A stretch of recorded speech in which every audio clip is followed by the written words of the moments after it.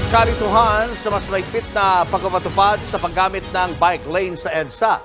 Maraming motorista ang na-bad trip matapos matikitan. Live mula sa EDSA Show, nasa frontline na balitang yan, si Gio Robles. Gio, ano nangyari at hindi nasunod yung 1 week na palugit? Julius, kung matatandaan mo, unang ang sinabi ng MMDA, warning lang at walang multa ngayong linggo. Pero yun nga lang, yung ibang ahensya nanikit sa mga nahuling motorista. Halos walang galawan ang rush hour traffic sa EDSA pagkatapos ng long weekend. Kaya kahit bawal, halos sakupin na ng mga motorsiklo ang bike lane sa may EDSA Relayan sa Mandaluyong. Ganito rin ang eksena sa EDSA North Avenue sa Quezon City kaninang umaga. Kaya nasampulan ang higit 30 motorista na gumagamit ng bike lane doon. Karamihan sa kanila mga rider. Huli rin ang taxi na ito na nakahambalang sa bike lane. 1,000 multa ang parusa sa mga nahuli. Ikinadismaya ng ilang rider ang paninikit ng I-Act. Iba raw kasi ito sa sinabi ng MMDA na may 1 linggong information drive at verbal warning lang muna ang gagawin sa mga mahuhuli. Dapat iisa lang sila ng pinapatupad. Hindi pwede yung isa ganito, yung isa ganyan.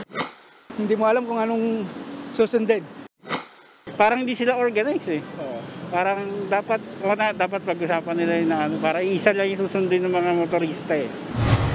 Nanindigan ng I-Act na lehitimo ang paninikit nila sa mga lumalabag sa bike lane policy. Hindi naman daw kasi ito bago at matagal nang ipinapatupad.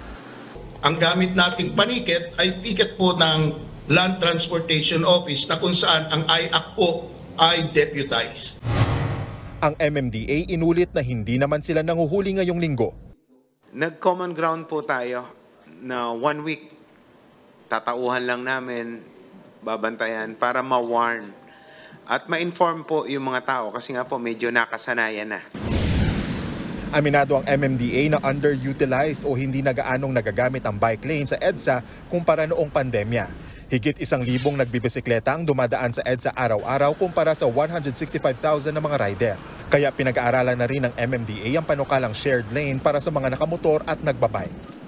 Marami pong challenges bago pa maipatupad yan na kailangan naming aralin at ipresenta sa DOTR. Bahagi ng pag-aaralan ng MMDA ang pagpapalapad sa shared lane kung saan bibigyang prioridad pa rin naman daw ang mga bisikleta. May agam-agam naman dyan ang mga bike advocate. Kapag nagdo-dominate yung cars sa road, na i-echapwera yung motor, which in turn, ini-echapwera ng motor yung bike. What if shared pa yan? Mag-aagawan lang din sila sa lanes. Para naman sa Motorcycle Rights Organization, malaking issue rin talaga ang disiplina ng mga motorista. The root cause of the problem natin sa kalsada is the lack of discipline.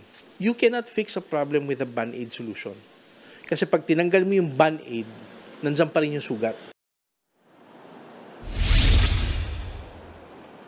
Julius, sa August 29, magkakaroon ng stakeholders meeting ang MMDA sa mga transport group kaugnay nga sa shared lane na ito sa EDSA. Samantala, halos 200 motorista ang nabigyan ng warning ng MMDA matapos mahuling gumagamit ng bike lane, habang nasa 40 naman ang mga natiketan at pinagmulta ng I-Act. Balik sa iyo, Julius.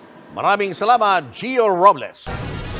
Mga kapatid, Cheryl Cosip po, huwag maging huli at maging una sa lahat para sa tuloy-tuloy na balitaan at karagdagang impormasyon sa mga napapanahong issue ng lipunan.